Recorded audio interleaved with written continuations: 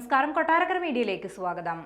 Australian missionary Graham സ്റ്റെയിൻസിനെയും അദ്ദേഹത്തിന്റെ 2 പ്രായപൂർത്തിയാകാത്ത ആൺമക്കളെയും ക്രൂരമായി കൊലപ്പെടുത്തിയ കേസിലെ പ്രതി മഹേന്ദ്ര ഹെബ്രാം ജയിൽ മോചിതനായി. ജയിലിലെ നല്ല പെരുമാറ്റം ചൂണ്ടിക്കാട്ടിയാണ് 25 വർഷത്തെ ജയിൽ ജീവിതത്തിന് ശേഷം മഹേന്ദ്ര ഹെബ്രാമിനെ ജയിൽ മോചിതനാക്കിയത്. ജയിൽ മോചിതനായതിനു പിന്നാലെ മതപരിവർത്തനത്തിനും ഗോവധത്തിനും എതിരായതിനാൽ തന്നെ കേസിൽ തെറ്റായി ഉൾപ്പെടുത്തിയെന്ന് ഹെബ്രാം ആരോപിച്ചു. ജയിൽ അധികാരികൾ ഹെബ്രാമിന് ഹൃദ്യമായ യാത്രയയപ്പ് നൽകി. ജയിൽ കാലത്തെ നല്ല പെരുമാറ്റത്തിനുള്ള അംഗീകാരമായി മാലയണിയിക്കുകയും ചെയ്തു.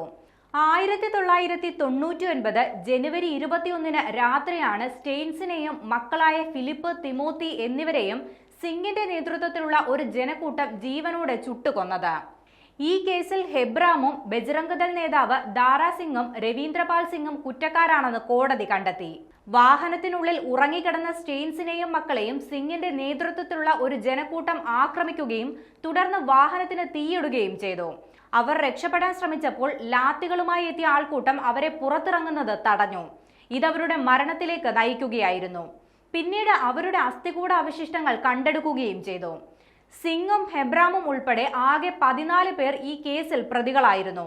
വർഷങ്ങളായി ഹെബ്രാമിനെ ജാർപാഡ, ജമുച്ചേരി open air jail, Cuttack, Berhampur, Baripada, Anandpur sub jail എന്നിവിടങ്ങളിലെ ജയിലുകളിൽ തടവിൽ പാർപ്പിച്ചിരിക്കുകയായിരുന്നു.